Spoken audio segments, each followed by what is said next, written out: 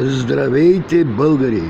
Обръщам се към френската полиция със следното измислено изречение. И го казвам в момента. Камикадзекос, джихадаксикос, пастиликос, суицидикос, трибуналикос, екбар, победа. Ако може, го разтълкувайте. Така че нещата не са при мене добре. Никой не ми помага. Вчера френската полиция дори ме гони, а от инициативата на улицата, испанската, искат да ме убият. Къде е справедливостта? Обичам ви, българи, да живее България.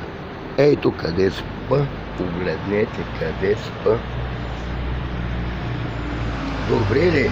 И това ми е чашата за просия. Кажете, добре ли са нещата? Да живее България! Обичам Илиян Петров Недев. Намирам се в момента в град Байон, Франция.